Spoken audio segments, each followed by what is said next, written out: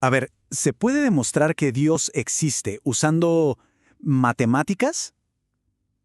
Por milenios, esta ha sido una cuestión de fe, de filosofía. Pero hoy vamos a explorar algo distinto. Si la lógica y la ciencia moderna podrían, de alguna manera, ofrecernos una respuesta a una de las preguntas más antiguas de la humanidad. Fíjense en esta afirmación tan contundente. No viene de un pergamino antiguo. Viene de un investigador de inteligencia artificial de 36 años que asegura nada más y nada menos que tiene la prueba matemática de que esto es verdad. Su nombre es Jung-Hoon Kim. Y su perfil es fascinante. Combina la inteligencia artificial con la teología. Y además afirma tener un coeficiente intelectual de 276. Es justamente esta mezcla de mundos lo que hace que un debate milenario de repente se siente increíblemente actual, muy relevante. Este es uno de sus argumentos, al que llama el primer punto. La lógica parece simple, ¿verdad? Así como una línea necesita un punto para empezar, el universo necesita una causa inicial para existir. Y aunque se presenta con una analogía muy moderna, la idea en sí, no es nueva para nada. De hecho, es como una versión simplificada de uno de los argumentos filosóficos más famosos de la historia. Y con esto entramos de lleno en el territorio del argumento cosmológico. La idea central es bastante directa. Miremos el cosmos que nos rodea y preguntémonos, si todo lo que vemos tiene una causa, ¿cuál fue la primerísima de todas? La cosa es que el universo no puede ser su propia explicación. Piensen en una fila de fichas de dominó cayendo. No importa qué tan larga sea la fila, en algún momento necesitamos saber qué o quién empujó la primera ficha. Bueno, el universo, según este argumento, necesita ese primer impulso. Ahora, viajemos al siglo XIII. A Tomás de Aquino en realidad no le preocupaba tanto el inicio del tiempo. Su enfoque era más bien metafísico. Él veía el universo como una cadena de causas y efectos que está ocurriendo ahora mismo.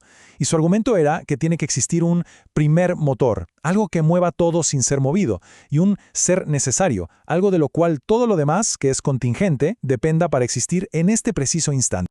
Ahora, a diferencia del enfoque de Aquino, la versión Kalam, que tiene sus raíces en la teología islámica medieval, sí que insiste en un comienzo en el tiempo. Su lógica es un silogismo casi de manual. 1. Todo lo que comience a existir tiene una causa. 2. El universo comenzó a existir. Conclusión, por lo tanto, el universo tiene una causa. Y para respaldar esa segunda premisa, a menudo se apoya en la ciencia moderna, como la teoría del Big Bang. Entonces, aquí vemos la diferencia clave, para que quede súper claro. Aquí no se pregunta, ¿qué sostiene al universo en existencia ahora mismo? Es un enfoque metafísico. En cambio, el Kalam pregunta, ¿qué le dio inicio al universo en el pasado? Es un enfoque temporal que se apoya en evidencia, como el Big Bang. Bueno, ahora vamos a cambiar de carril por completo. Dejemos de observar el universo y entremos en el reino de la lógica pura. ¿Y si fuera posible probar la existencia de Dios simplemente a partir de su definición? Esta fue la propuesta de San Anselmo de Canterbury, un argumento que se basa enteramente en esta definición, un ser de máxima, de total perfección. A ver, sigamos el hilo de este razonamiento, que es fascinante. Anselmo empieza con la definición. Dios es el ser más grande que se pueda concebir. Ok, luego postula que existir en la realidad es más grande que existir solo en la mente. Parece lógico. Por lo tanto, si Dios solo existiera en la mente, no sería el ser más grande concebible, ¿no? Podríamos imaginar uno más grande, uno que además existe de verdad, y eso contradice la definición inicial. La conclusión, según Anselmo, es inevitable. Dios tiene que existir en la realidad. Y esto es clave para entender a Anselmo. Para él, esto no era un simple acertijo lógico, era más bien una meditación, un ejercicio donde la fe buscaba un entendimiento que fuera racional. Pero ojo, que este argumento no murió en la Edad Media. Siglos después, fue revivido con una sofisticación increíble.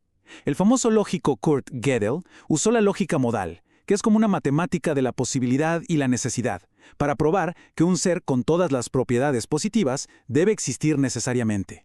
Y más recientemente, Alvin Plantinga usó la idea de mundos posibles para argumentar que si un ser máximamente grande es posible en al menos un mundo, entonces tiene que existir en todos, incluido el nuestro.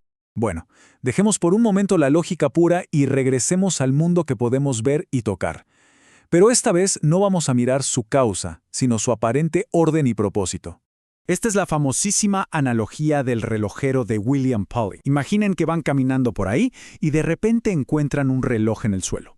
Al verlo, con todos sus engranajes y resortes funcionando en perfecta armonía, no se piensa que apareció de la nada.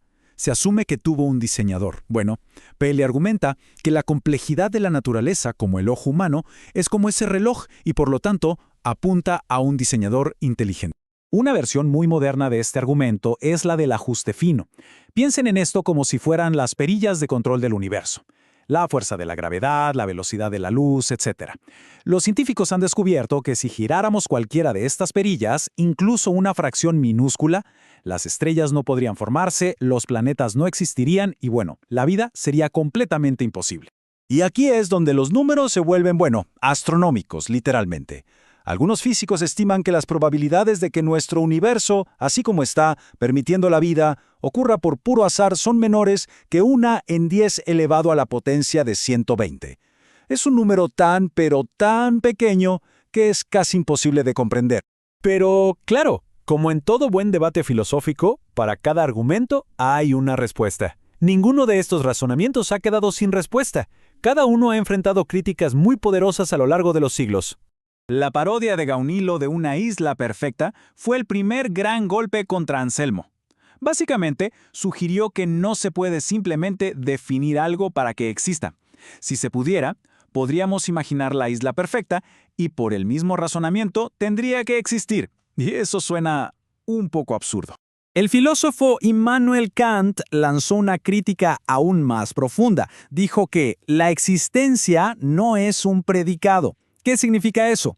Quiere decir que cuando describimos algo, por ejemplo, un tigre es grande, naranja y rayado, estamos añadiendo propiedades.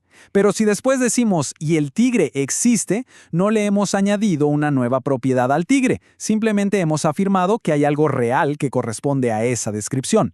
No se puede definir algo para que exista. Y por supuesto, la ciencia moderna también ofrece alternativas muy potentes. Contra el argumento del ajuste fino está la teoría del multiverso, que sugiere que podría haber infinitos universos, y el nuestro simplemente tuvo la suerte de tener las constantes correctas. La mecánica cuántica desafía la idea de que todo necesita una causa, sugiriendo que el universo pudo haber surgido de una fluctuación cuántica en el vacío. Y claro, la evolución por selección natural explica la apariencia de diseño en la biología sin necesidad de un diseñador. Entonces, después de todo este viaje a través de la filosofía y la ciencia, ¿en qué quedamos? Al final, el consenso general es que estos no son pruebas irrefutables, no en el sentido matemático. Son más bien marcos racionales, son herramientas para explorar si la creencia puede tener un fundamento en la lógica. Lo que sí demuestran sin lugar a dudas es que la conversación sobre Dios no es algo trivial, sino un tema con una historia intelectual muy profunda y muy seria.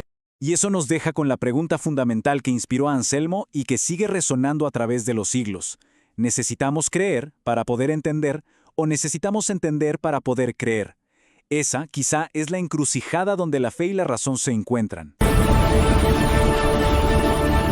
Yo soy el que soy, el creador y la fuente de todo cuanto existe y existirá.